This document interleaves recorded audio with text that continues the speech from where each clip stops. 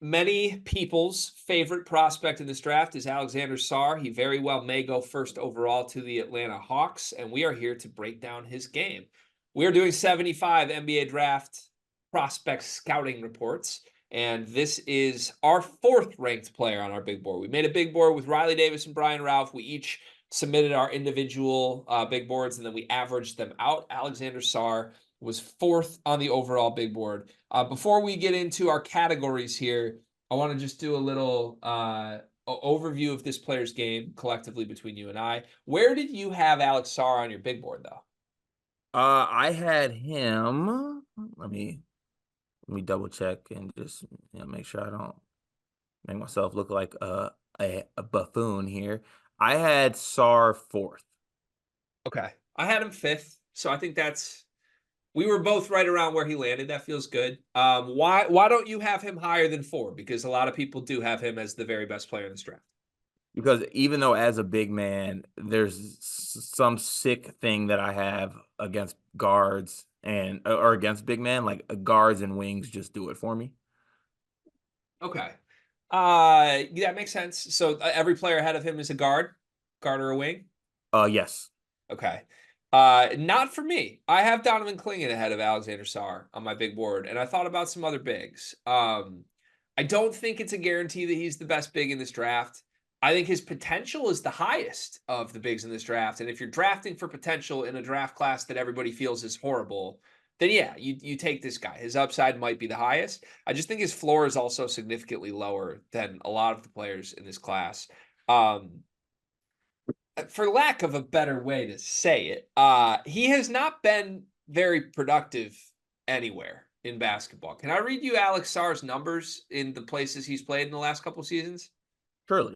He played in the Overtime Elite League for OT, right? Do you know what his numbers were in OT? What were they? 11, 6, and 2.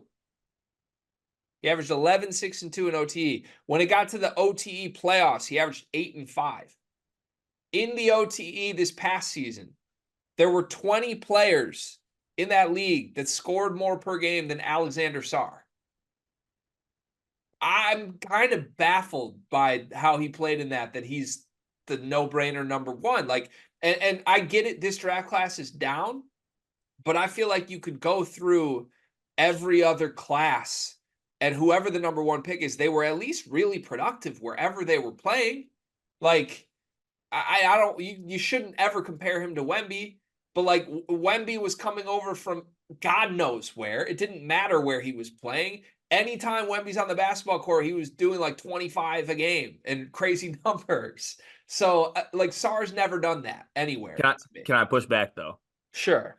So last September, his team, his NBL team, or I think it was Perth, is the In name of his Perth. team. Yeah. Do you know what he Perth, averaged in Perth? no, no. Hear me out here. They came over and they played a pair of exhibition games against the G League Ignite. It was on ESPN. It was very much hyped up. There was like 200 scouts there, executives. Everyone was there to see Sarr and Modest and Ron Holland. All three were like projected lottery picks, right? In the first game, Sarr had 17 points, 7 rebounds, and 6 blocks in 29 minutes. In the second game that they played, he had 26 points, 10 rebounds, and 6 blocks off the bench in a win. In front of everybody, when everyone was watching, with the best prospects on the court, he showed out and he made an impact and he looked like the best prospect on the floor in those games. Yeah. 2 game sample sizes over 2 years of sample sizes are where I have an issue there. And it's great. That's why you have to take the guy top 5. That's why people love his potential. It's all potential to me over what he's been, because in that full season in Perth, he averaged 9 and 4. He only played 18 minutes. We're talking a guy. He only played 18 minutes. Why would a team only play the number one pick in the NBA draft 18 minutes? I think he was hurt, if I'm not mistaken. He Okay. had some injury things. Then it makes more Little, sense. little nagging ones. Also, they might be playing the card where they're like, let's keep him at 18 minutes. Let's save him. I get that. I just want to step back broadly and make everyone realize, like, let's say this part out loud. The guy that we're about to take first overall in the NBA draft averaged 9 and 4 in Perth last season.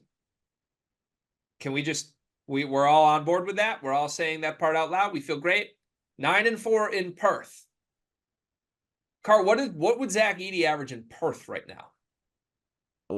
23-year-old Zach Edey would average a lot. 9-4? Probably more than that. Maybe a little bit more. But again, age. It always comes back to age. It does matter. Again, I get the potential, but I have serious production concerns. Let's get into our categories. I'll start. One word to describe him is the word I keep saying. It's potential. If you're drafting Alexander Sarr, you are drafting potential and not anything that Alexander Sarr has done thus far. Okay. I had Lecon. You had what? Lecon. Which means what? That is French for unicorn. Are you not scarred by French players in the past? You know what? I am, but I had to take a step back. I can't let a Killian shock me throughout my whole life. You know what I'm saying? It's like those 35-year-old guys who hold on to the trauma of when their sixth grade crush dumped them before Sadie Hawkins, and that they let them bother them the rest of their life. I have to let it go. Killian was a one-off. Okay, makes sense. And Sekou Doumbouya. Oh my God, Pistons. Wouldn't Sekou Doumbouya go first in this draft? Oh, let's not talk about Sekou. Is he more likely to hit his ceiling or his floor? I had ceiling. Talk me into it because I very obviously have floor. So I just think that I can't ignore that the tools are there. And even though like the production isn't what you thought it was, I just think that at worst, you have a 7-footer who's running the floor, blocking shots, and can defend at a very, very high level. Yeah, I think this just maps with like all of the recent busts. Like I think that exact sentence is what we would say about a lot of guys who underachieve. It's like even if the production never gets there, he is big and fast and can move and like it's all things that are in theory and don't translate to actual production, which is what I want to see from him. And maybe it'll happen. And I know he did have a couple great games, but it just this reminds me so much of like the guys who in a normal draft class would get taken like fourth or fifth off of all potential, and then a couple years from now we're like, damn, that potential never came to fruition. I think it has to be floor. Also, can you just answer this in yes or no form for me? Does he have a hitch in his jumper? Yes. No, it's not a hitch. It's weird. It's a little hitchy. Yeah. I know some other unicorn type players that have maybe a quote unquote hitch in their jumper who are pretty good. All right, I'm going floor. Best team fit. What would be best for Alexander Sarr? Hawks. Just don't pass up the number one. That's what you think? Don't pass up number one, and let's pair Trae Young with him instead of pairing him with Clint Capella. So if you're the Hawks, you don't have Sarr at the top of your big board. You have him fourth. Who are you drafting if you're the Hawks? Who am I drafting? Yeah. Cody Williams. That's your number one player in the draft? That's who I'm drafting if I'm them. Okay, we'll come back to that. I have the Wizards as the best team fit because they're a mess. Awful fit for him, man. They're a mess. His career will go there to die. Be nice to him. You're being mean to Sarr right now. I'm No, stepping in. I think if you're doing the potential game, I think you want to put him on a team that has no hopes of the playoffs, right? But it said best team fit. Like what? But here's what I envision happening if you put him on Atlanta. Atlanta has a bounce back season at some point because Trae Young is actually good, and maybe whether or not they trade one of their backcourt guys, I don't know. But like they've been a playoff team for much of this decade. Atlanta's in the playoffs and Sarr's unplayable. That's not best for Sarr. I don't think he's playoff ready. So to me, Sarr needs to go to a team that is content to lose for a while, that will just roll him out and play him 30 minutes and see what he can do. And to me, the Wizards are wide open. Like, who's their best player? Jordan Poole? He's their number one option? Kuzma. Okay. So you see if Sarr's better than Kyle Kuzma. If you put him on Washington very quickly, in a way, I don't know that we would always see what he is if he goes on other teams. What does his best case scenario, his peak year stats look like? I got him at 18 points a game, 10 rebounds, 4 assists, 2 blocks. Holy shit. That's great. Yeah. I mean, that's like 18, 10, 4, and 2 is like young KG. God Yeah. damn. Okay. I mean, shouldn't surprise many people at this point. I think his best season will be like 12 and 4 with a block. 12-4. Yeah. 12, That's it? 12 and 4 with a block. Yeah. What Yeah. I don't think I truly I don't think he's gonna be a starter in the league for long. I we don't. got to get to the comp section quick. Carl, let's remind ourselves 12 and 4 would be an upgrade. It would be a jump from what he did in Perth. In 18 minutes. Are we sure he's going to play 18 in the league? If he gets to Atlanta, he might not. I don't know. In 5 years, where is he? Your categories are All NBA, All Star, Starter, Bench, G League, Overseas, or Podcaster. Starter. Not All Star? No. Based on the numbers you just said, those aren't All Star numbers to you?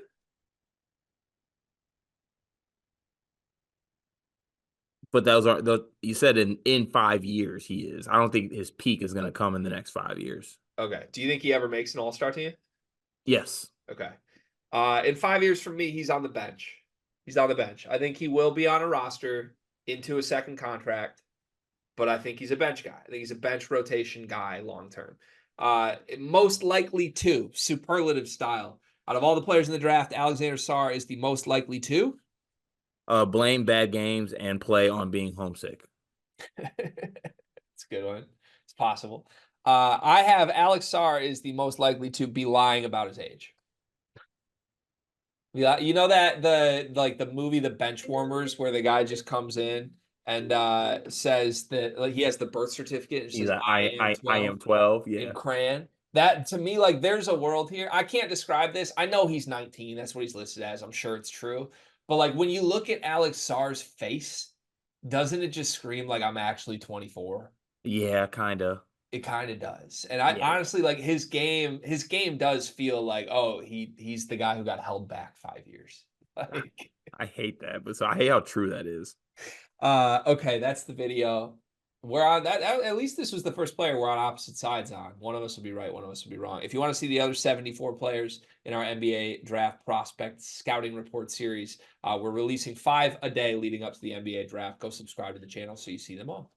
The NBA draft is coming up, and I've got something awesome for you. We are partnering with the people at NBA 2K Lab.